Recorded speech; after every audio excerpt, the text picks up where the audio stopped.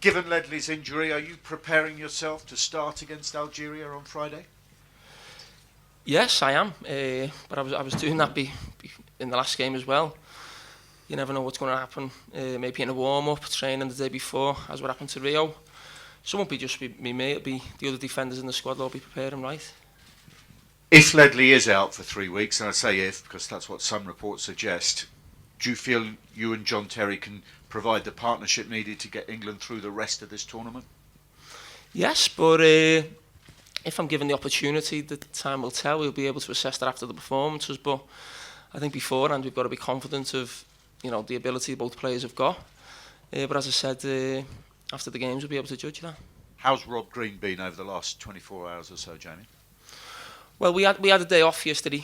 I think some of the lads went to play golf. I think he went and played golf. Seen him this morning, seems fine. No problem. I don't think everyone's talking about his situation, obviously. But I mean, every player in the squad's been there when we've made a big mistake in a big game. But the reason you're playing for England to get to this level is you got a certain amount of mental strength that you don't have that unless you're playing for England in the first place. So I'm sure he'll be fine, and the rest of the lads will get round him because, as I said, we've all been there ourselves. And what about Fabio? I mean, he's under the spotlight now, and all his decisions are being looked at. How do you feel he's reacting to the pressure of his first World Cup tournament? Yeah, I'm sure Fabio Capello will be fine. He's been manager of Real Madrid, AC Milan, and I know we talk about the pressure, with England, but speaking to some of the Spanish players, I think Real Madrid's a different topic altogether. So managing there twice, I'm sure he'll be fine. Jamie, the decision by Fabio to keep you in suspense until 2 hours before kick-off has been criticised. Is there any danger that decision contributed to Rob Green's mistake, that tension that creates? No, I don't think so. I've played for Liverpool for 12, 14 years now, and the manager always tells us the team 2 hours before the game. I mean, it's no different. I'm not sure what other teams do. I think certain managers are also worried about the opposition knowing the team, which is understandable, and I totally agree with that. So, I mean, I've never known anything different, so I'm not sure what other clubs do, but for myself, that was just, pretty normal. At times, England's central defenders seem to struggle with the pace of the US strikers. Is it a worry, given that you'll be facing the likes of Messi, Torres, perhaps, if England get that far later on in the tournament?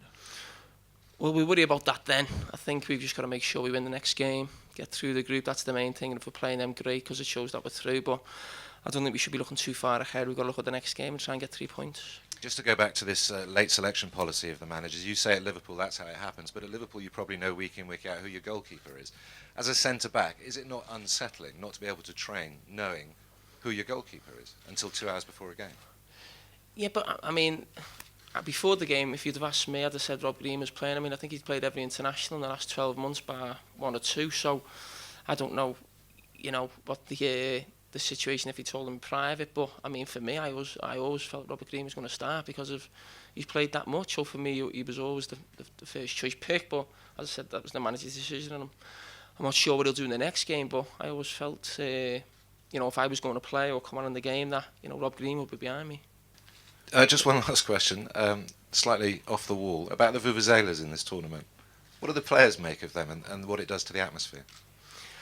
Well, when I come on, I didn't notice it too much. I think you notice it more when you're watching. I've watched all the games on TV and you notice a bit more then, but my kids have been on the phone and asked for 2, so I've had to take 2 home for them, so I've got 2 in my bag already. And squad players have done well for England at previous World Cups. You're a football historian to a degree, you know that. You know that sometimes a player who's not necessarily first choice eventually becomes a star. Yeah, well, I mean, obviously, I think David Platt was one of them, wasn't he? We talk about him. I think the 66 team that started, there was players who started the first game who didn't maybe play in the final.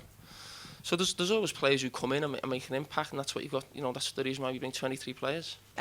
You said you're watching all the matches. Did you see Germany last night then? Yeah. What do you think?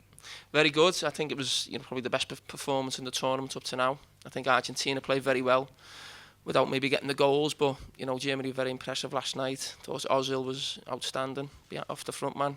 Closer doesn't play too much at Munich, but I think he's a couple of goals short of Gerd Muller's record now after scoring last night. And typically German, maybe sometimes on paper you don't expect too much, but whenever the tournament comes around, they seem to do well, and they've started well. Potentially last 16 opponents as well, more incentive to finish top of the group.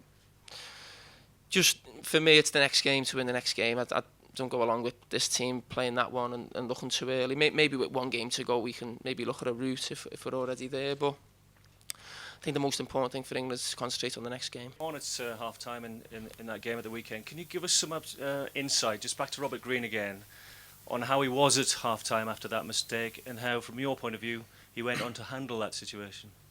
I thought he handled it very well. I mean, we've all come in at half-time, yourself included, but you've made mistakes, and you don't want to dwell on it. And I think he made a great save in the second half as well, so I think that shows, you know, the lad's mental strength.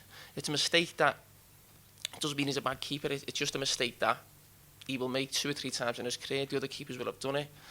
I've done it. Me, Stevie, Frank missed a penalty in the last World Cup, and we couldn't rectify that. We had to wait 4 years to get here. Rob Green maybe had the second half, which he did rectify it, making a good save. And he may get other games, that's up to the manager, but there's still more time to, as I said, rectify it, and hopefully if he gets the chance, he'll be able to do that. Jamie, a lot's been talked about discipline and how serious things can be around Fabio. Are you actually enjoying yourself? Are you enjoying being in camp, enjoying your football? Yeah, I mean, I think a lot of it, you know, I was outside looking in really, and you read a lot of the stuff and watch TV and you have this impression, but it's not as what people think it is. I mean, he's just a manager, you know, he sets certain rules, but it's, I mean, there's nothing, you know, if you don't have your mobile at the dinner table, I don't think that's anything that any other manager doesn't do. So I think a lot of it's built up to have this certain type of image, but I mean, I've come in and, you know, enjoyed myself thoroughly in the last couple of weeks, and hopefully we'll have the next couple.